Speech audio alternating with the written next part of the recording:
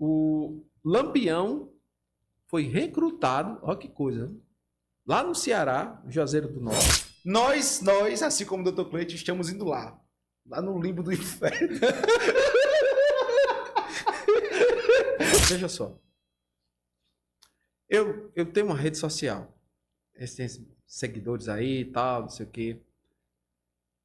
Eu sei que nem todos eu vou conseguir alcançar, eu vou conseguir tirar desse limbo que é a rede social. Como é que o senhor vê esse cenário da rede social e o conselho que o senhor dá para essa juventude? Tá bom. Bom, em primeiro lugar, vamos lá. Rede social. Eu acho que ela só, a longo prazo, principalmente, ela traz mais malefícios do que benefícios. O padre deu uns papéis a ele para ele estudar, né? E ele estava procrastinando isso. Boa. Aí ele fala aqui no pedaço, ó.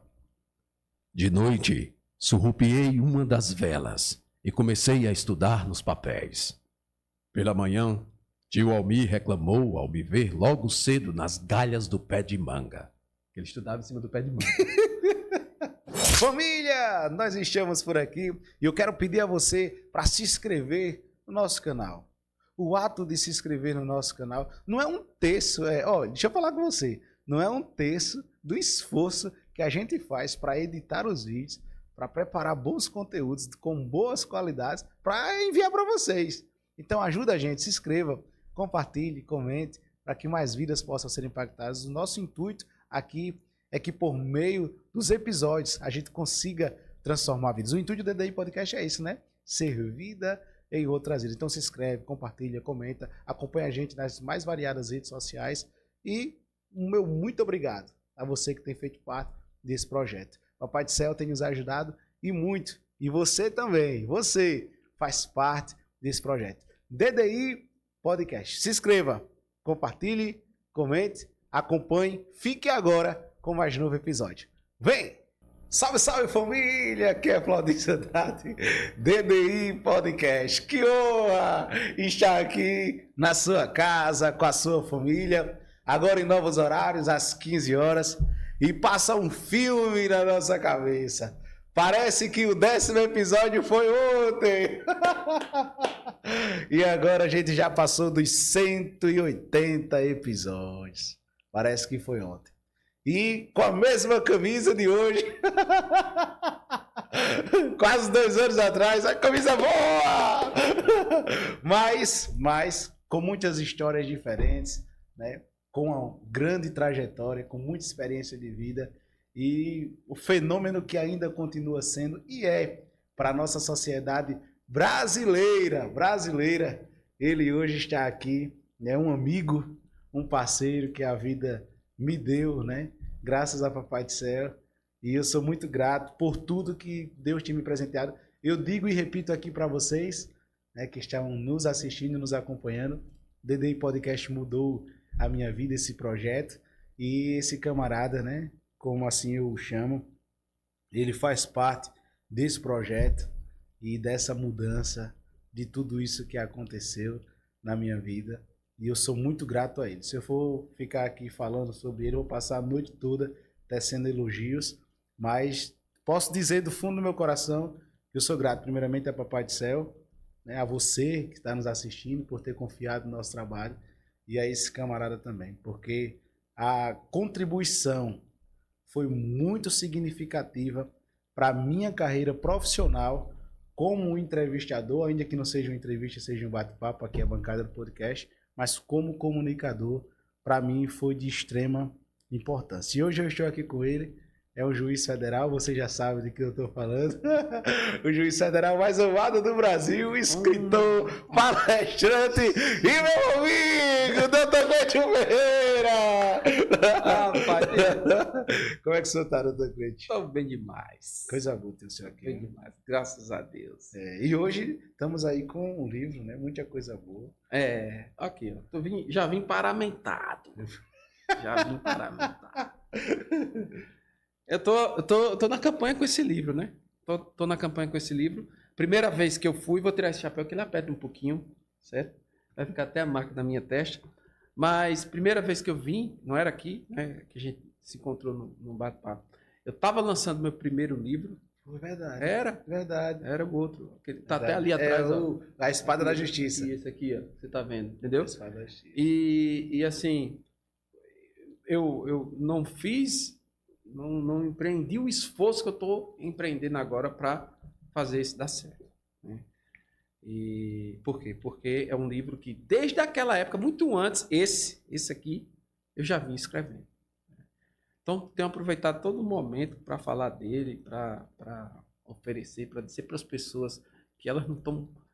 Elas estão perdendo uma coisa boa e não estão lendo alguma coisa, já fato. E não está lendo o meu, aí é que estão perdendo também. Como é que as pessoas fazem hoje para conseguir, né, o Crônicas de um Mentiroso? Olha, eu tenho recebido muitas mensagens, às vezes as pessoas ficam com medo de clicar em link e tal, não sei o quê. É simples, você vai no site, qualquer site, livraria eletrônica, e coloca lá, Cleiton Ferreira, ou então o nome Crônicas de um Mentiroso. Ou até no Google mesmo, você vai e coloca lá. Ou na Amazon, que é o que tem mais, né? Mais livros lá. E compra, pronto, tá fácil. Ou então vai, se a pessoa é de uma capital, vai numa dessas grandes redes de livrarias e tem ele lá também. Se não tiver, faz o ADA. Diz, ó, eu quero o livro do... eu quero o livro do doutor, que eles têm que colocar lá, né? Inclusive, vou até criar um meme lá do Borba, né? Borba de Paula. Você se escondeu, né? Vou começar a colocar, porque tem livraria que coloca o livro da pessoa lá para baixo, esconde no meio dos outros, não expõe, né? Mas o consumidor pode chegar lá e dizer, ó, eu quero o livro, e aí eles vão ter que buscar lá onde tiver e entregar a pessoa. É fácil, não tem erro. O nome é fácil também, ó, tá aqui, ó, Crônicas de um Mentiroso, pronto, você colocou, só existe esse livro com esse nome. O senhor falou aí que antes do primeiro bate-papo com a gente, que já se aproxima aí dos 2 anos, desde o primeiro episódio, o senhor já escrevia esse livro.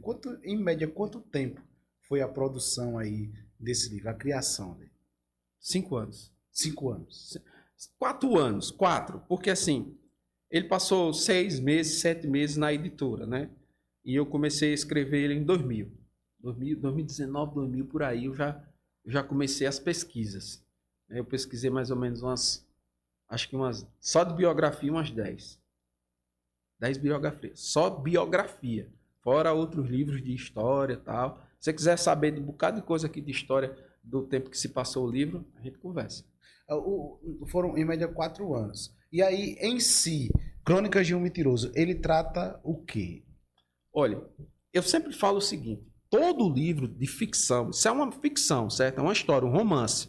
Né? Eu criei um personagem, não só um, vários personagens. É como uma série. Você vai lá, tem que falar bem fácil, porque as pessoas às vezes ficam pensando que é livro de direito, ou que é crônicas, historinhas, tal, as histórias do pessoal que vai lá das audiências. Não, é uma saga. É como se fosse uma série. Esse é a primeira temporada da série, só que em livro.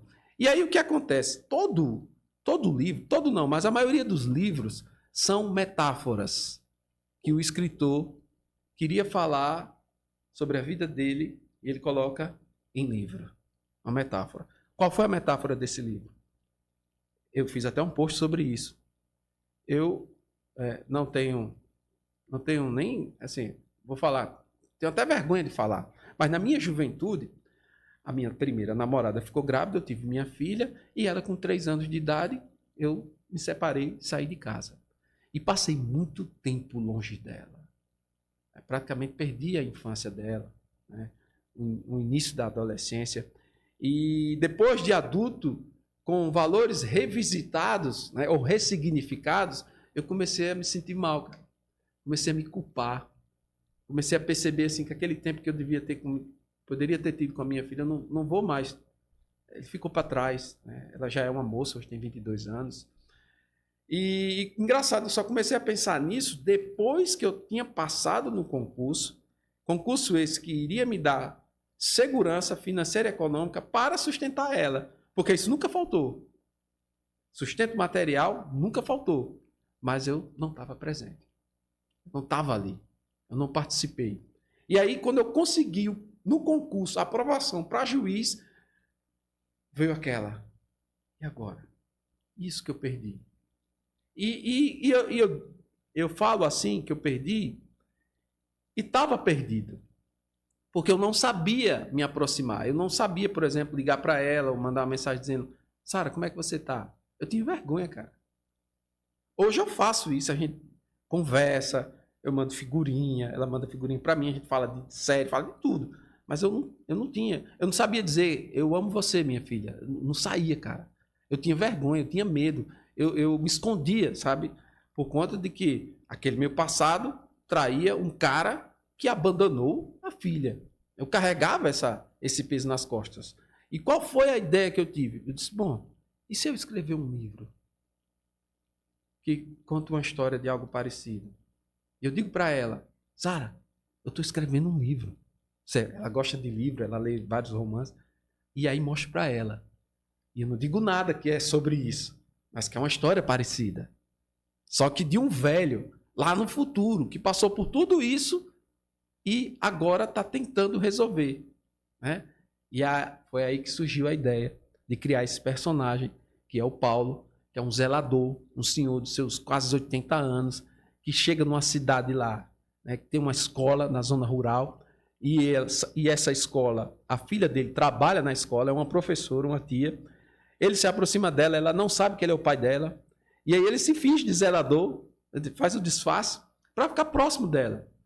Só que ele quer falar a verdade, mas tem medo. E aí o que é que ele pensa? Vou escrever uma história, um romance. E aí pede folhas de papéis para ela, tal, não sei o quê, e começa a escrever. Isso que ele começa a escrever é a outra parte da história do livro.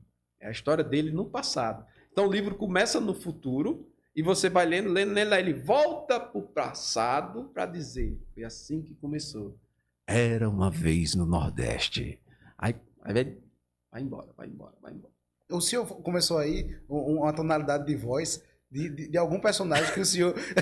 Vamos lá. Tem muita gente que ouve usar... Como é que chama? É áudio? Audiolivro. Audiolivro. É. Então, tem algum trecho desse livro que o senhor poderia falar aí pra gente interpretar ele? Tem. Eu sou narrador de audiolivro, né? Eu faço isso há 4 anos, cara. 4 anos que eu narro audiolivros. Qual foi o mais difícil, o personagem mais difícil pra narrar? Que o senhor teve que... Não, esse aqui eu tenho que ensaiar, ou sei lá, buscar na memória. Qual foi o mais difícil? Não, assim... Como interpreta a voz de mulher? Tem. Não, a voz de mulher é mais ou menos... Eu vou procurar um pedaço aqui que dá pra... Que eu vou tentar ver aqui o que é que dá pra sair, né? Mas... o mais difícil é baixar o tom da voz, né?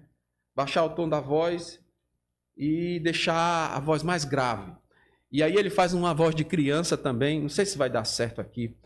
Ele tem uma relação, o personagem começa contando a história dele quando ele era criança, mas a voz narrativa é do velho. Só que ele faz também o diálogo dele criança. E ele, na infância, foi criado pelo tio. E o tio não gostava que ele estudasse. O padre, tem um padre aqui, que ensina ele a estudar, tal, faz às vezes de quem é o educador, né? Então, o padre deu uns papéis a ele para ele estudar, né? E ele estava procrastinando isso. Boa. Aí ele fala aqui no pedaço, ó. De noite, surrupiei uma das velas e comecei a estudar nos papéis. Pela manhã, tio Almir reclamou ao me ver logo cedo nas galhas do pé de manga. Ele estudava em cima do pé de manga. Que faz aí? Leio, disse enquanto segurava o papel. Era uma tarefa, onde teria de fazer as junções de várias letras e sílabas. Mas disse aquilo porque queria aborrecer o miserável.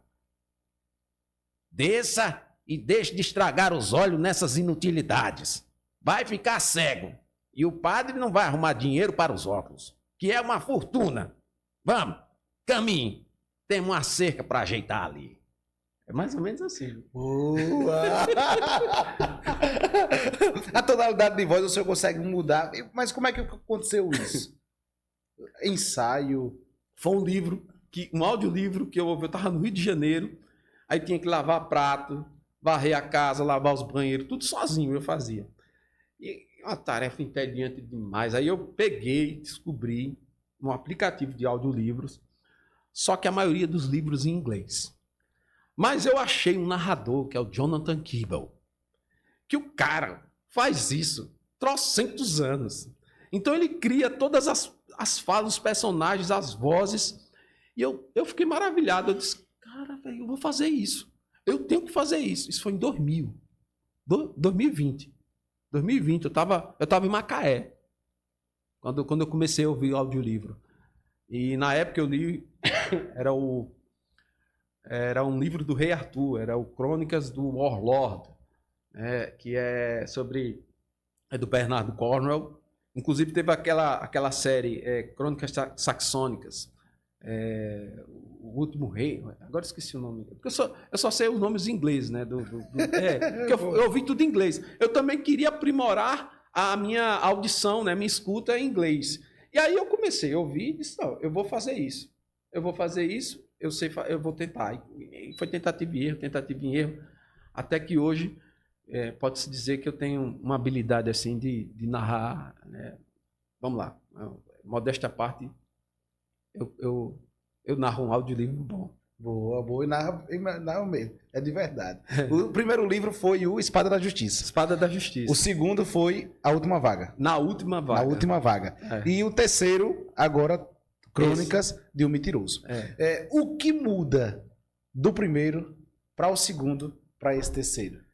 O primeiro foi um romance jurídico. Eu estava naquele momento de tensão existencial, assim, do tipo... Eu estava passando por eu tinha que resolver um caso que era muito... Eu até falei, acho que no outro podcast, né? Era uma ação de medicamentos. Era um medicamento para uma criança que tinha AME, que é uma doença, né? Uma doença que hoje se trata com um remédio que na época eram 9 milhões de reais para aquela criança receber esse remédio. Ela tinha que pagar, né? A família obviamente não tinha condições. E eu tinha que dar uma decisão dando remédio ou não, né? Aí eu costumo dizer que eu vou até aqui, eu não falo o que foi que eu fiz, né? Eu não falo. Por quê? Porque a pessoa que está assistindo tem que sentir o que pesa na hora para um juiz. Porque, veja, 9 milhões, tá certo, aquela criança precisa, mas vai sair de onde esse dinheiro?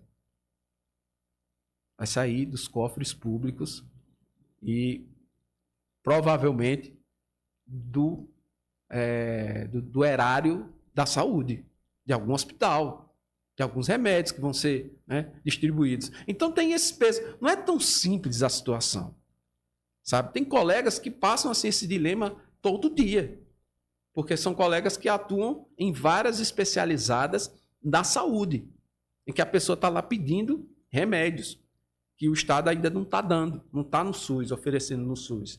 Tratamentos milionários. E aí eu passei por isso. Então, mexeu muito comigo. Eu disse, eu não posso falar disso na internet. Eu não posso chegar e dizer, aconteceu isso, foi assim, foi... Eu vou escrever um livro. Mais uma vez, o livro é uma metáfora. Então, eu criei um personagem, né, que é o Abraão, é um juiz. Aí é um juiz já lá nos seus 60 anos, passa por uma situação dentro de casa, com a filha. Aí tem sempre uma coisa que remete à minha vida, sabe, cara? Todo escritor é assim. A gente nunca tira nada do nada. A gente pega da nossa experiência, né? Então, o Espada da Justiça, que você está vendo aqui em cima, né? Aqui, ó, no meu dedo, ele é essa história. Né? Essa história desse momento histórico meu. Eu estava lá. Muitas das coisas que eu escrevi, eu nem lembro mais como foi que surgiu, né?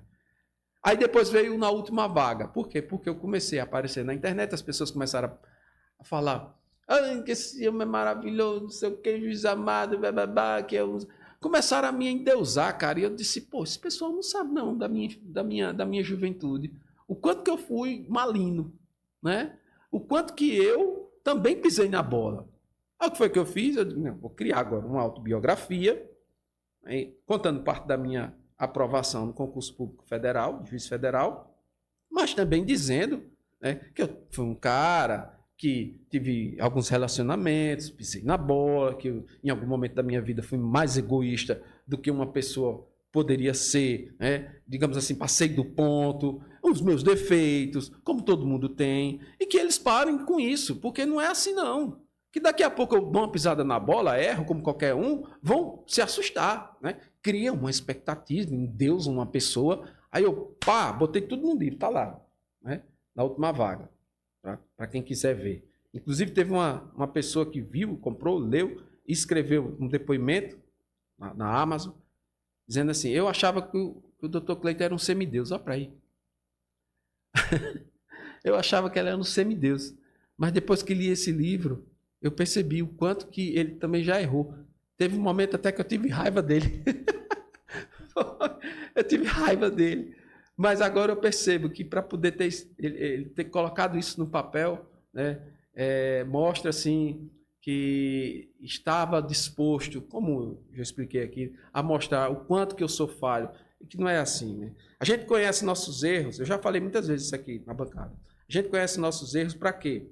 Para poder, primeiro, não errar e saber as nossas limitações. Quando a pessoa não reconhece os próprios erros, essa pessoa quase que não tem limite. Vê, aquela que nunca erra. Você convive com alguém que nunca está errado, pode ter certeza, é a pessoa que tem uma visão completamente distorcida da realidade ao redor dela. Você esqueceu até da última vez que ela pediu desculpa a você. Porque essa palavra desculpa não tem no vocabulário dela. Não tem. Né? Aí eu escrevi o livro, na última vaga. Aí depois veio esse, Crônicas do Mentiroso, que na verdade estava vindo escrito durante esse tempo todo. Né? Eu comecei lá, aí parei, aí escrevi o Espada da Justiça, aí continuei escrevendo esse, aí parei, aí escrevi um na última vaga, né? Porque esse daqui envolve pesquisa e tal, né? A gente vai falar mais na frente. O senhor falou sobre uma filha de 22 anos que o senhor tem. E aí é uma geração diferente que a gente encontra hoje em relação à velha guarda. Hoje vivemos na era digital. E por mais que a gente esteja aqui falando com um escritor, com alguém que tem livros que são reconhecidíssimos no Brasil e estão aí disponíveis nas bibliotecas e há uma demanda, uma procura muito, muito grande, entretanto, vivemos numa sociedade que muitas das vezes não valoriza a leitura.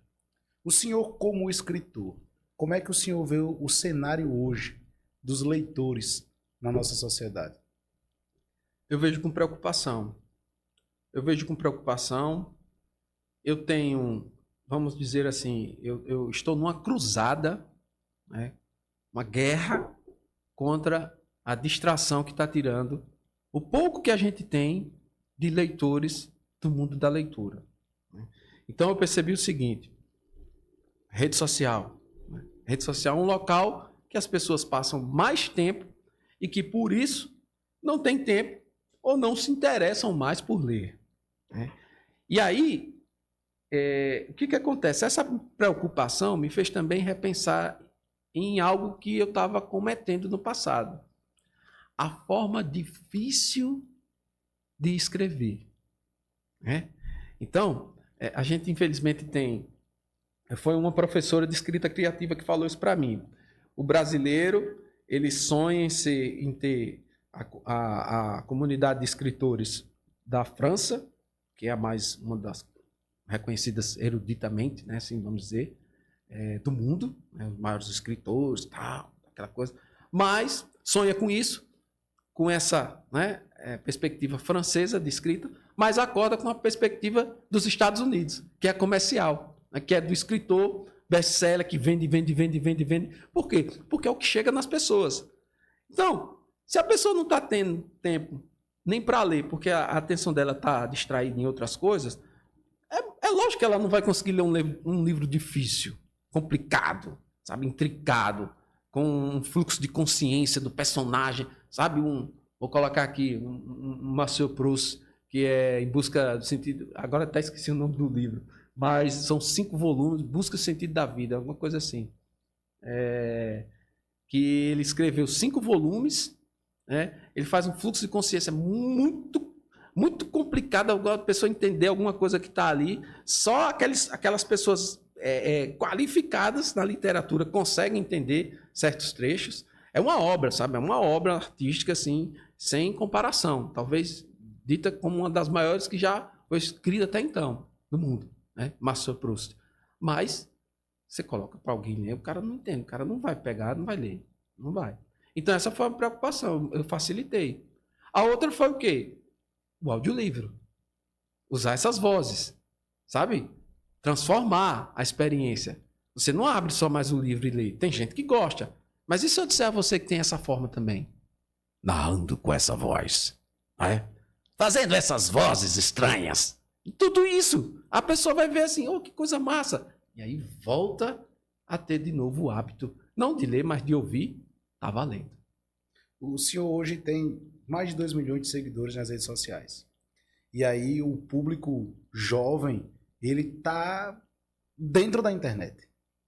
E o livro, ele tá aí. Uhum. Para quem está nos assistindo, qual é o conselho que o senhor dá sobre as redes sociais? Por que essa pergunta?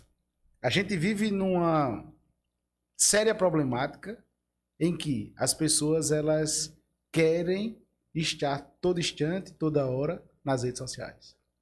E os produtores de conteúdos nas redes sociais estão a todo custo, e a toda hora e a todo momento produzindo para esses que a todo momento e a todo custo querem conteúdos.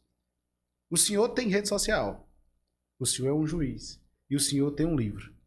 Entretanto, as postagens do senhor elas demoram muito tempo. Eu queria que o senhor falasse o porquê que demora muito tempo, como é que o senhor vê esse cenário da rede social e o conselho que o senhor dá para essa juventude. Tá bom. Bom, em primeiro lugar, vamos lá. Rede social. Eu acho que ela só, a longo prazo, principalmente, ela traz mais malefícios do que benefícios. Né? Mais ansiedade, mais depressão, mais perda de tempo, mais falta de foco. A rede social, na verdade, o mundo digital, né? Ele tem transformado as pessoas em pessoas que não conseguem mais se manterem em atividades por muito tempo. E isso é tudo neurociência, isso é tudo biologia, dopamina. A gente tem esse neurotransmissor, a dopamina, que é uma molécula fantástica, é um neurotransmissor fantástico dentro do nosso cérebro. Produzido numa região que é chamada núcleo accumbens, li até recentemente disso no livro, não estou falando daqui, certo? Mas é porque eu leio muito, né? Como eu disse, aquele mau costume. Mas, o que acontece? É quase um tamanho de um caroço de feijão, pequenininho, perto da amígdala, ali na região límbica, que ela tem 2 percursos. Um percurso ela vai inundar, porque o nosso cérebro, diferente do nosso corpo de vaso, cheio de vasos, né, vasos sanguíneos, por exemplo, os nutrientes chegam até nossos dedos através dos vasos sanguíneos, capilares e tal. No cérebro não é bem assim. As informações elas passam de neurônio para neurônio através dos dendritos, e esses dendritos são aquelas arvorezinhas que tem do neurônio, que é enorme, né? Lembra da biologia? Pronto. Ele passa um pelo outro através do quê? De um neurotransmissor. Esse neurotransmissor, quando ele falta, não tem essa comunicação. Então, a informação não passa direito. Então, a pessoa perde memória, a pessoa não tem um raciocínio rápido. O que a dopamina faz? Ela é esse neurotransmissor que faz com que a informação passe de um neurônio para o outro. Né? Então, ela funciona tanto na região límbica, porque ela é produzida num canto, vai para outro, ela vai para a região límbica, que é o centro das emoções, que nos dá euforia, que nos dá vontade, desejo. Por quê? Porque é a região que cuida das emoções, mas ela também tem um percurso que é o córtex pré-frontal, que é esse, que é a região do nosso pensamento, do controle. Então, você, quando tem um impulso, o que você faz? Você pensa, opa, se eu fizer isso aqui, vai acontecer isso. Esse pensamento, esse raciocínio, é produzido nessa região do nosso cérebro. O que acontece? A dopamina, quando ela é produzida em uma quantidade suficiente e distribuída com equilíbrio, você sente emoção, vontade, desejo de fazer aquela coisa, mas ao mesmo tempo, o outro percurso que ela faz é mandar para o seu córtex pré-frontal o que você precisa fazer para aquilo dar certo. Então você vai ter foco, você vai acordar cedo, né? Você vai começar a pensar em coisas que dão certo, você vai começar a escolher coisas corretas para fazer, né? Então, Então, não, preciso passar no concurso. Então, tem que estudar. Você vai passar mais tempo estudando. Por quê? Porque a dopamina está vindo para a região que controla o impulso. Vamos lá, o que é que a rede social faz? Ela dá picos de dopamina nesses vídeos engraçados. O cara sente uma alegria. Porra, que resenha! E aquilo ali vai fazendo o quê? Vai saturando o sistema. E quanto mais satura o sistema, menos você fica interessado, satisfeito, menos você acha engraçado aqueles vídeos e menos você tem controle na outra região que é a do córtex pré-frontal. Então o cara não consegue mais ter foco, o cara não consegue mais ter paciência, o cara não consegue mais ver os 3 segundos do vídeo. Boa. E eu até falava aqui, antes do nosso bate-papo, sobre essa questão dos 3 segundos, né? Que já existem estudos para diminuir essa quantidade de segundos para 2,5 e possivelmente para 1,5. Então, imagine, nós vivemos de uma era em que a gente está a todo momento olhando para o nosso celular, goste ou não goste, goste ou não goste. E está transferindo isso também para a vida real. As pessoas não se permitem mais o tédio.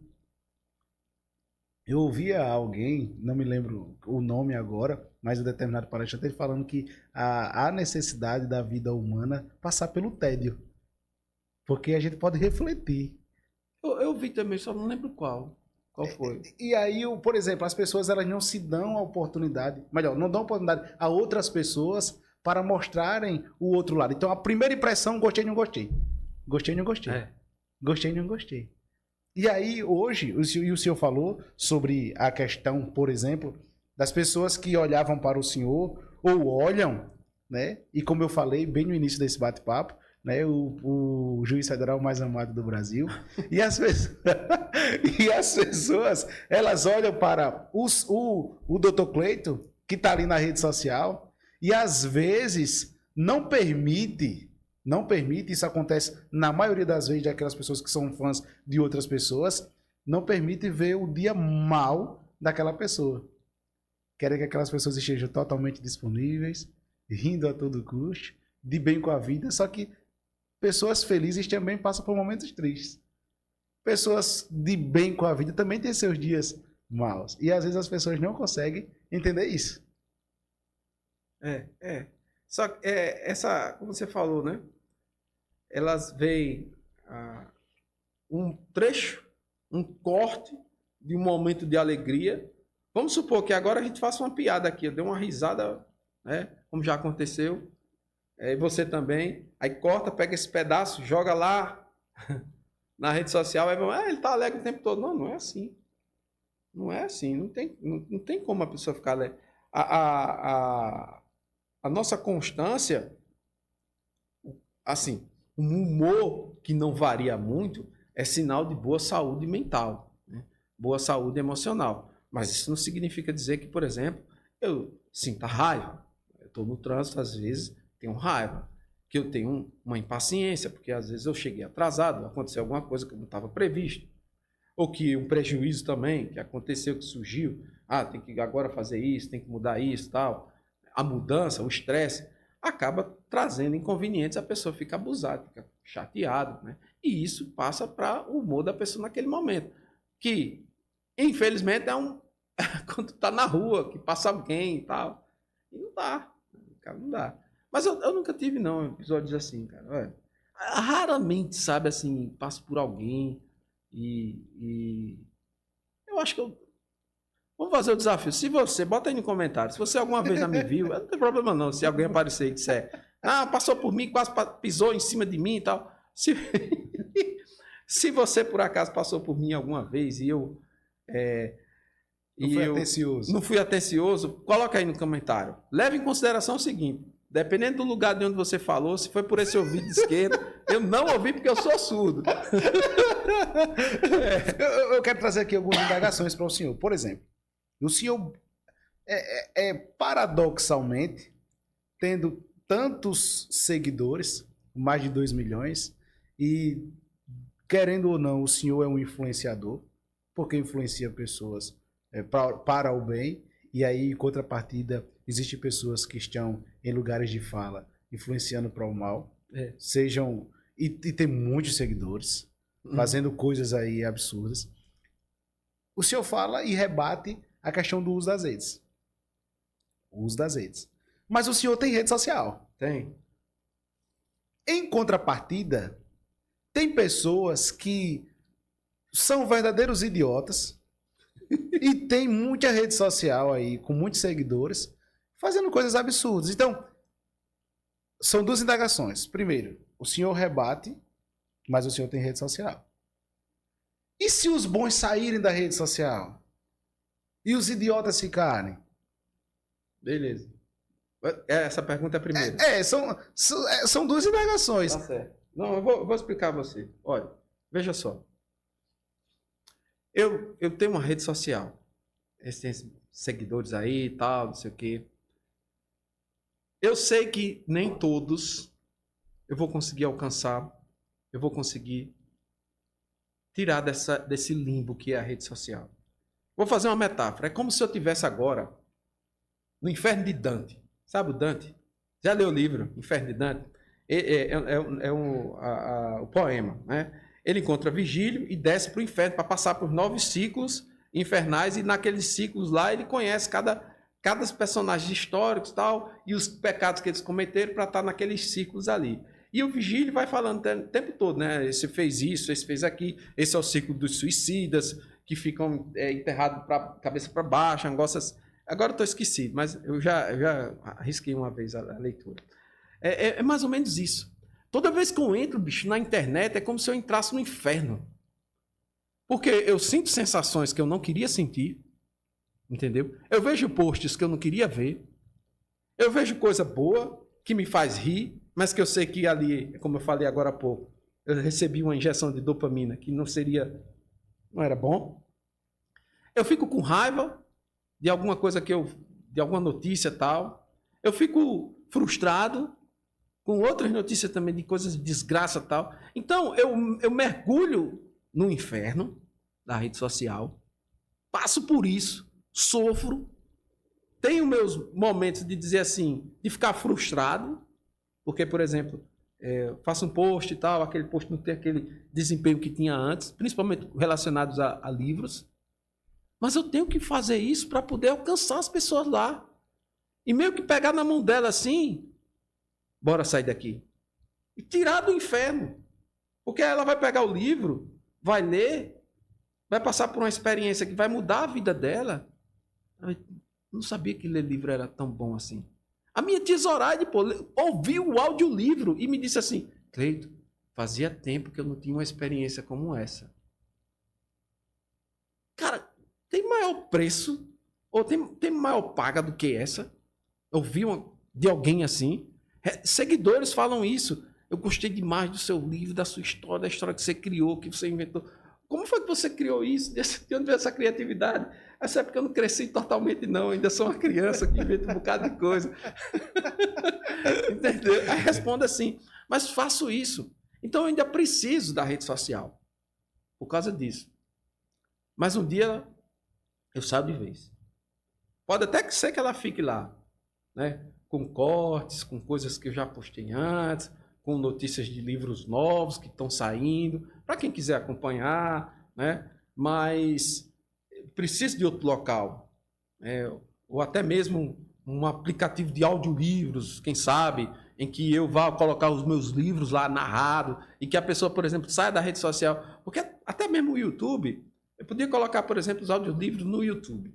Só que o cara abre o YouTube, ele já começa a mostrar shorts para você. Shorts é o quê? Reels. No YouTube Shorts. Então você fica preso ali no scroll. Rolando tela. Acabou. Aí você não... Bicho, eu vou fazer essa pergunta a você. Qual foi a última vez que você viu um post de um primo, de um irmão, de um amigo seu, ou de alguém que você seguia ou segue e gostava muito de ver? Qual foi a última vez? Eu não lembro. A gente não vê mais, cara. Porque os caras estão mostrando agora o que eles querem que a gente veja, para ficar preso. Porque talvez o post do seu amigo, ou do seu primo, do seu familiar, não vai lhe fazer ficar preso. Você vai olhar ali e vai sair. Ele quer que você continue rolando a tela, rolando a tela, rolando a tela. Esse episódio pode ser que ele caia. Os caras derrubam. Vai cair, vai cair. Agora, tem outra pergunta que eu fiz. Certo. O senhor, por exemplo, acabou de dizer que possa ser que não estranhe você que está nos assistindo, infelizmente, em alguma hipótese, o Dr. Cleide sai das redes sociais. Certo. Só que o senhor tem um conteúdo bom. O senhor transforma vidas. Muitas vidas são impactadas.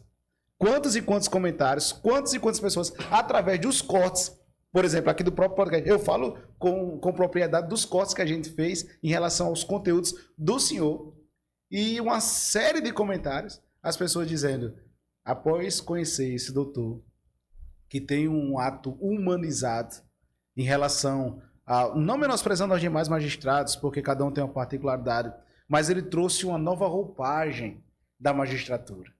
Ele tem um contato com a gente. Ele desceu ao nosso nível. Ele é humano. Isso foi expressões de pessoas, comentários de pessoas. Imagine, quantas vidas não foram e estão sendo e serão transformadas através do senhor por meio de uma rede. Quando o senhor sai, os idiotas ele ganham mais espaço. Não gera uma problemática maior? Rapaz, eu acho o seguinte, veja só. Vou ajeitar o cabelo aqui.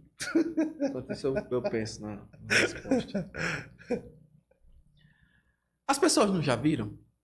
Né? E eu recebo mensagem. Eu recebo mensagem de pessoas que dizem assim, curei uma depressão assistindo seus vídeos. Eu fico muito feliz com isso, cara. Eu fico realizado. Vamos dizer que eu zerei o jogo. Digamos, nessa arena. Entendeu? Nesse game. O game da realização, né? O jogo da realização profissional. Eu não tenho mais para onde ir como juiz. Eu amo o que eu faço, eu vou continuar fazendo o que eu faço. Lá, quem viu, viu. E leve para a vida o ensinamento. Agora é o momento de quê? De evoluir.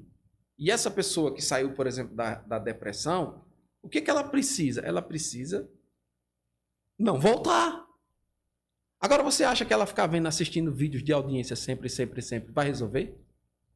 Vai não, porque tem uma coisa que se chama teoria das... Não é bem assim, sabe a palavra? Mas é assim. Teoria dos ganhos reduzidos. O que é isso? É mais uma consequência da dopamina. A dopamina, no livro Como Domar a Dopamina, diz que ela é um erro de previsão de recompensa. Nossa evolução foi a seguinte, a gente foi programado para quando se surpreender com alguma coisa, receber uma carga de dopamina e euforia, vem junto, alegria, para continuar produzindo e criando novas coisas. Foi assim que a gente evoluiu. Quando a coisa se repete, o que acontece? A carga é menor. Então é por isso que é teoria dos ganhos reduzidos. Veja, os influenciadores, eles vêm, crescem, sobe, e de um tempo depois, mas ninguém vê falar mais. Por quê? Porque aquilo que ele está produzindo, o influenciador, produtor de conteúdo, né? Ele já não causa o mesmo efeito. Eu vejo vários, eu sei de vários. Então, a pessoa que curou a depressão assistindo uma audiência como aquela, eu tenho certeza que vem outra audiência, vem outra, ela acha bom, tal, não sei o quê, mas não vai sustenta.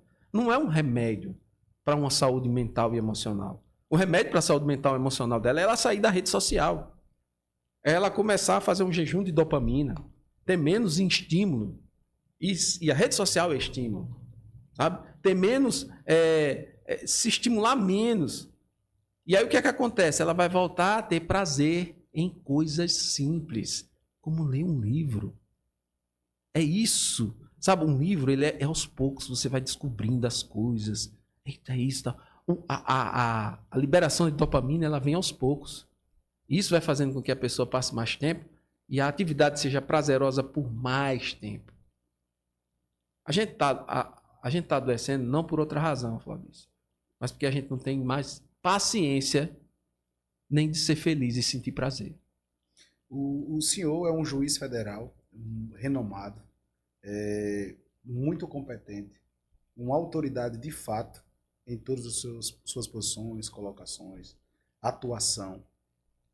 Mas a humanidade que o senhor expressa, né? A humanidade que eu falo, o senhor se faz muito pequeno, e eu espero que você me entenda a expressão que eu estou utilizando, diante da grandiosidade do cargo que o senhor exerce, o juiz federal. E não colocando coroa ou até fazendo o jus à fala do Dr. Timés Arantes, não é missa de cor presente, mas como é que o senhor faz para se manter e para ser esse humano antes do juiz federal? E se, de fato, o senhor tem a noção da grandiosidade que o senhor é hoje para o Brasil? Rapaz, é complicado. Eu acho que eu até já respondi uma vez isso em outros podcasts. Você sempre fica voltando, ou querendo me derrubar, ou querendo... querendo me colocar na corregedoria. Só pode, bicho. Me pare com isso. Eu não tenho não grandiosidade, cara. E assim, beleza, tá bom, bora lá. Milhões de seguidores. A gente tá falando de quê? De internet. Internet, qual é meu concepção de internet? Ilusão. Ilusão. As coisas passam rápido demais. Uma subida dessa, eu tava no hype há um certo tempo, ano passado, vamos dizer. Bicho, eu até tava com medo. Eu abri qualquer rede dessa, Reels e tal, era a minha cara o tempo todo. Era a minha cara o tempo todo. Eu me assustei com aquilo. Eu, pô, e agora? Né? Vídeo, acabou. Não tá mais. Diminuiu. Ou seja, nós temos aí, né, uma situação daquilo que eu falei. Foi uma subida. Agora deu uma descida, uma estabilizada. Vamos ver dessa forma. Grandiosidade. O que é grandiosidade? Você perguntou que se eu tenho noção do que é grandiosidade. Vamos lá, eu vou devolver para você. Qual o seu conceito de grandiosidade? Em relação ao senhor, a fala que eu expresso, por exemplo, o senhor é um juiz federal, muito reconhecido, renomadíssimo, e aonde o senhor chega, aglomeram-se pessoas admirando o seu trabalho. Isso é uma grandiosidade. Pronto. Humana. Vou de trás para frente, corrigindo o que você falou, certo? Não vai me derrubar. Onde eu chego, não se aglomeram pessoas. Não se aglomeram. A não ser que eu esteja vendendo livro.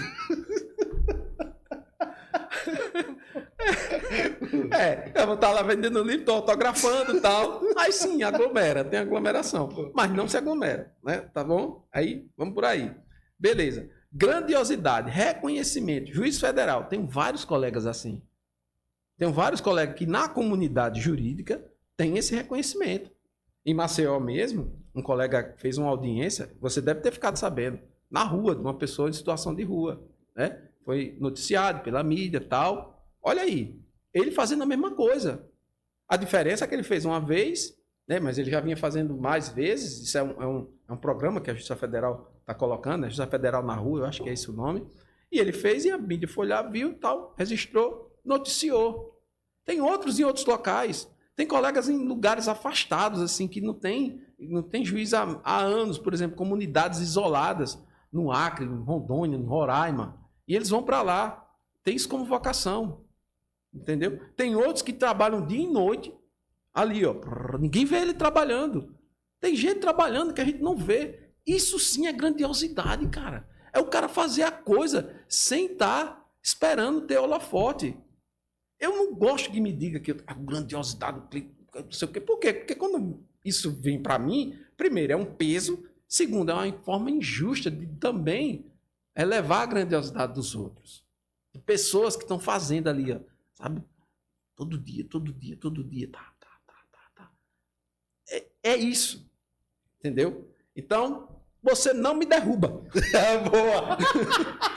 O olhar humano do senhor, Ele é muito considerado. Perfeito. Perfeito. Entretanto, nem todos olham com olhar humano para com o senhor. E seja o senhor que eu falo, qualquer outra pessoa. Surge a tão famigerada inveja. Como é que o senhor lida com a inveja? Eu acho que a inveja é um sintoma da insatisfação crônica. A inveja é um sintoma da insatisfação crônica.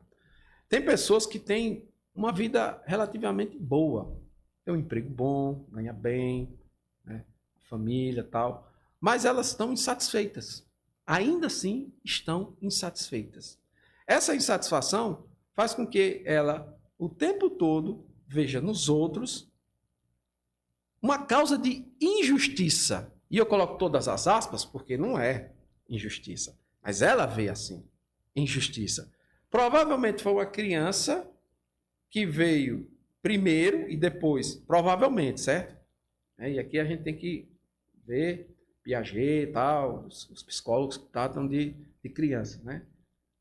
Da psicologia da infância. Provavelmente foi uma criança que veio primeiro. Na primeira infância, o ser humaninho ali, ele é muito frágil, precisa dos pais para tudo. Ele tem essa noção, certo?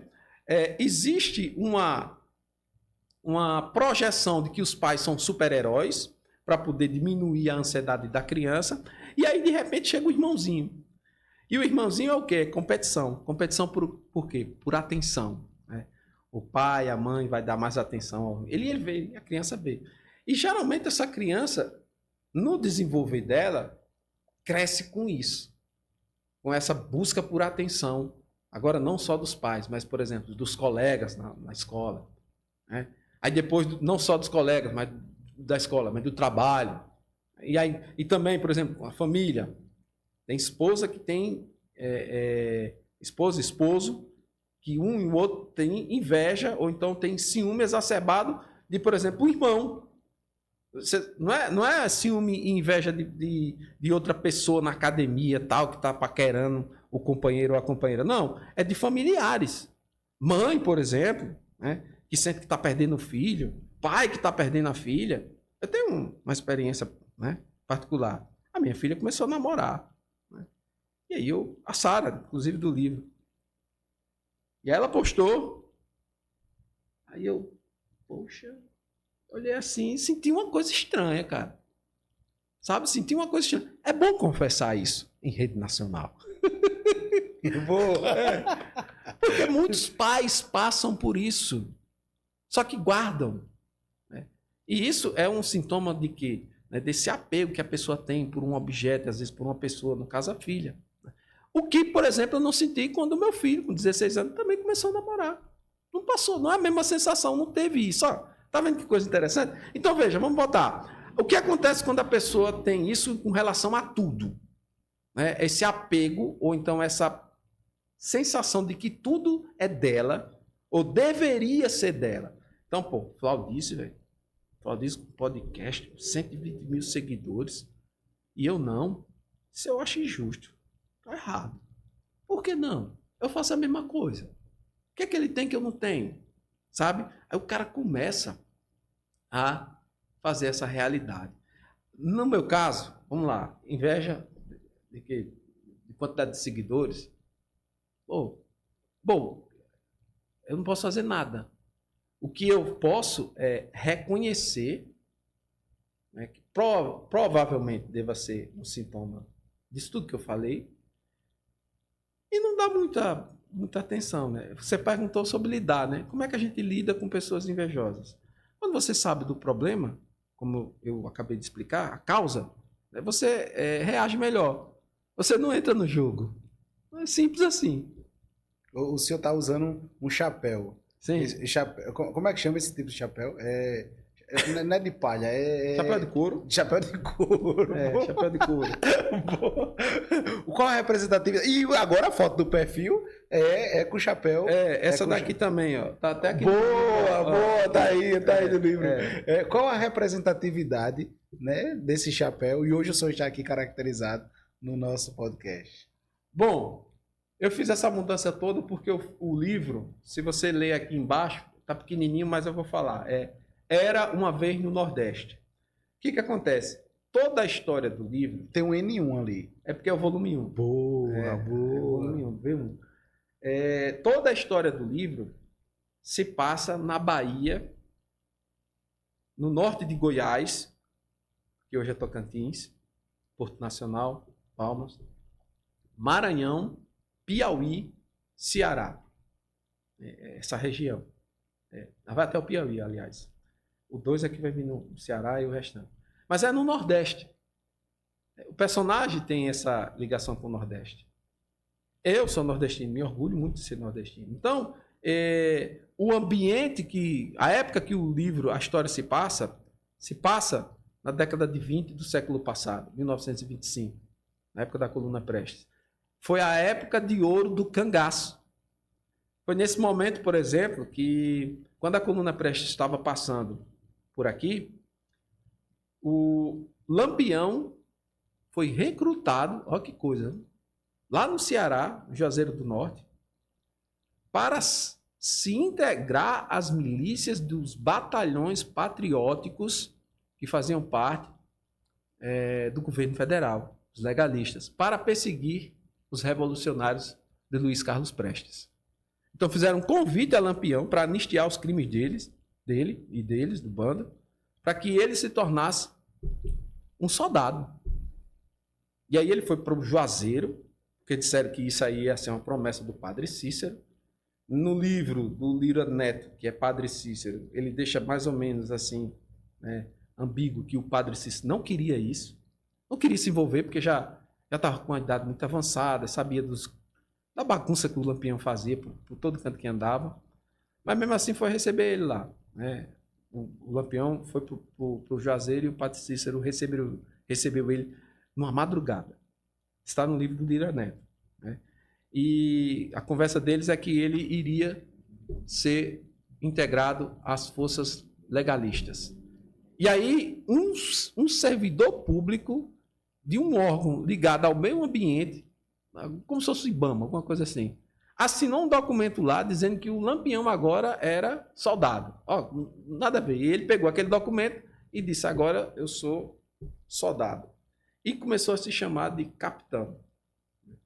É mais ou menos assim que veio essa história de chamar ele de capitão, capitão Virgulino. Pegou o dinheiro que saíam distribuindo para vários cangaceiros e volantes que queriam entrar no combate aos rebeldes da Coluna Prestes, pegou a munição, pegou os rifles, pegou os papos amarelos, pegou tudo. Porque o governo federal, na época de Arthur Bernardes, saiu distribuindo dinheiro para todo canto, todos os estados, que na época eram os estados, né? Aqui no Nordeste e tal. Para quem quisesse pegar dinheiro, arma, tudo, fosse caçar os revolucionários. Então, veja, tudo isso aconteceu, eu fiz as pesquisas e está aí no livro. É por isso que eu uso essa caracterização. Do chapéu. Chapéu. Coisa boa. Doutor Cleitinho, é uma honra sempre ter o senhor aqui, ouvir um pouco das suas vivências, das suas histórias. Tanto nos emociona. Passa um filme aqui na minha cabeça, a você que está nos assistindo. Ver aqui o Dr. Cleitinho, como eu bem ressaltei no início do bate-papo, né? Ver hoje. E aqui, quero já falar, DDI Podcast está aqui gravado na nossa mesa, né? Feita essa bancada aqui pelo seu José. Papai! Boa! Pelo seu Sérgio Ferreira, papai, mais conhecido como papai. Seu filho de estouro. É meu irmão de estouro, ele é meu irmão de estouro. A gente começou essa brincadeira. E aqui o seu José é um grande artista, né? Mais de 50 anos aí de experiência, JF Móveis, né? A melhor empresa, a melhor loja, a melhor fábrica de móveis do estado de Alagoas. E essa bancada quem fabricou foi o seu José. E aí, que é pai do Dr. Cleiton Ferreira, né? E aí, eu muito me emociono porque isso aqui que vocês estão vendo hoje, né? O DDI Podcast, bem ressaltei no início do bate-papo, existe primeiramente por Deus, vocês que estão aí no outro lado, e também a vida e a existência do Dr. Cleiton Ferreira, seu Juscelio Ferreira, né? Então, assim, foram pessoas e são pessoas que fazem parte da história do DDI. Tudo como começou, quando existiu, para chegar até aqui. E, de fato, agora é o Flaudísio que está falando, né? Independentemente do senhor dizer que não vai conseguir me pegar, não sei o quê, mas é o Flaudísio que está falando, né? O senhor. E aí eu vou muito para o que a Bíblia diz, né? O apóstolo Paulo. As pessoas olhavam para o apóstolo Paulo e eu até falei basicamente isso no primeiro episódio que a gente se gravou. As pessoas olhavam para o apóstolo Paulo e diziam, mas o senhor é um homem diferente e tal, não sei o quê. Só que o apóstolo Paulo, que era Saulo e foi transformado em Paulo, cometeu atrocidades. E as pessoas olhavam para ele e diziam, mas como? Né? Quem não conhecia o passado do Paulo, né? o antigo Saulo, dizia, é o melhor homem do mundo. E ele dizia, não, peraí, calma. Semelhante ao que você está falando aqui agora. Entretanto, o apóstolo Paulo, ele descreveu, né? Aonde abundou o pecado, superabundou a graça.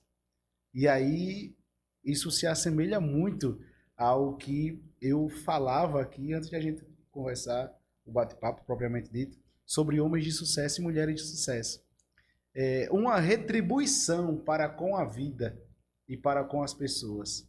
Na verdade, é uma paga em contrapartida do que fez de errado outrora, é ser bom no presente. Então, a vida do Dr. Cleito, e aí eu digo, é o Flaudísio que está falando, a vida do Senhor, né, a existência do Senhor, muito alegra a nós que somos não só arapiraquenses, não só alagoanos, mas também brasileiros. Por que eu falo isso? Porque é claro que existem muitos magistrados, eu sou amigo de muitos, e tem muita gente boa, bacana, mas a roupagem que o Senhor trouxe, essa aproximação para com quem está do outro lado, independentemente de rede social. É claro que com a rede social ela se potencializou, porque conseguiu ir muito longe, atravessar fronteiras. Mas quem conhece o Senhor, quem sabe que é o Dr. Cleito, verdadeiramente. Isso aqui, Dr. Raimundo passou por aqui e falou, Dr. Tutimés passou por aqui e falou, tantos e tantos outros homens que são da justiça, diga-se de passagem, falam. Porque o Senhor, na verdade, percorreu o caminho que tinha de percorrer para chegar até onde está. Não foi do dia para a noite. O do dia para a noite do Dr. Cleito levou muito tempo. E aí, de fato, né? Só quem sabe o peso da água que carrega, o balde que carrega, valoriza cada gota que cai do balde. Mais ou menos isso aí tem um ditado. Então, desde já eu externo para o Senhor a alegria pela vida e pela existência do Senhor enquanto Dr. Cleito, juiz federal, escritor, né? E aí um grande comunicador, palestrante da nossa sociedade. Valeu. Quais são as prospecções futuras para a gente finalizar em relação aos escritos? Aí é o volume 1, vem volume 2. Vem. Quando é que vem? As pessoas que estão... A gente falou, né, no bate-papo, durante o bate-papo, mas você pode estar chegando agora e eu quero que o senhor ressalte mais uma vez como encontra, né, como é que faz a solicitação, os valores. Pode falar valores? Pode. Valores, Pode. fala aí pra gente. Bom, aqui é o seguinte, você vai no site da Amazon, certo? É o mais seguro de todos, não tem problema. Você coloca meu nome lá, Cleito com K Ferreira, e vai aparecer lá meus livros. Aí você escolhe esse. Ele tá por R$ 89,00, é o preço de capa. Mas a Amazon sempre tá dando desconto, né? Então tem, por exemplo, eu já vi desconto de 18%, que fica por R$ 73,00. Aí a pessoa compra, chega rápido na sua casa. Você pode também colocar meu nome no Google, colocar o nome do livro, Crônicas do Mentiroso. Então você também vai achar assim. É muito fácil.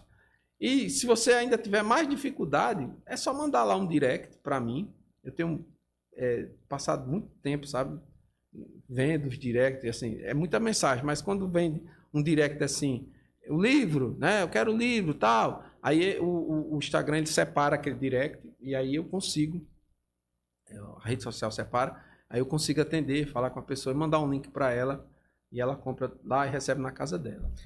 Tem muita gente que está nos assistindo e quer um livro autografado. Essas pessoas que querem um livro autografado a nível de Brasil, a nível de Alagoas e a nível de Arapiraca, como é que faz? Bom, Arapiraca fácil, né? A gente tá aqui em Arapiraca, a pessoa compra, eu vou chegar algum momento aqui e vou fazer uma noite de autógrafo.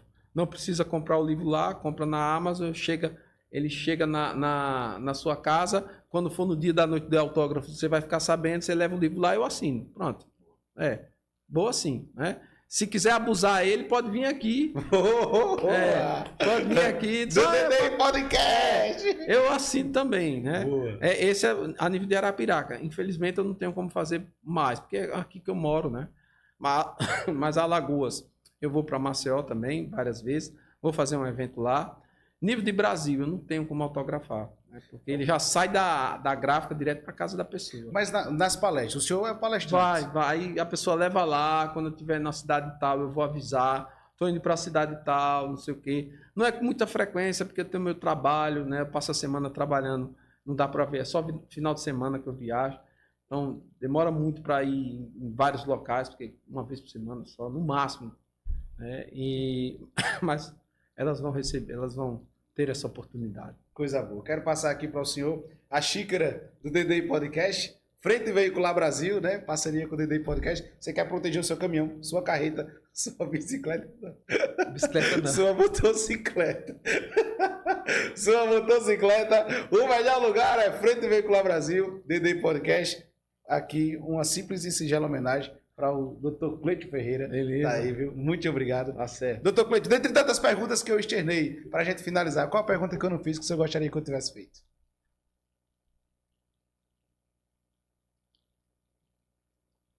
Acho que nenhuma não faltou, não. Faltou não. Nenhuma.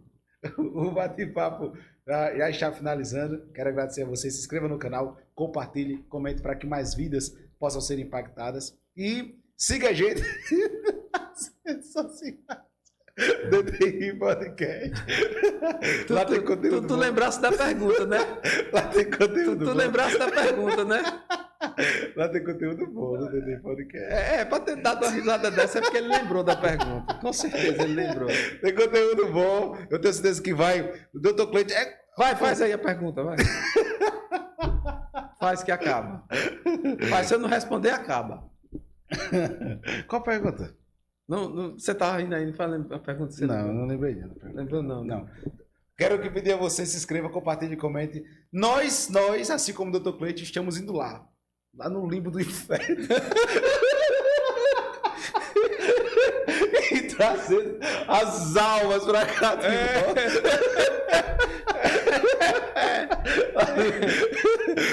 para poder restaurar, né, com bons conteúdos, com os bons cortes, né? Que Deus continue abençoando a vocês. Doutor Cleito, considerações finais, fica à vontade. Estou muito feliz por estar lançando meu livro. É um projeto de anos. Não vou parar de jeito nenhum. Esse livro e a continuação dele, como eu disse, é uma saga. É a minha vida. É uma metáfora também da minha vida. Eu tenho investido pesado, não só dinheiro, mas tempo. Você mesmo está me chamando para voltar aqui. Bora. Eu disse, não, deixa o livro aparecer, que eu levo o livro lá. Porque é o esforço que eu tenho feito. Então, você que está em casa, né? Vamos ajudar. Vamos ajudar a igreja, né?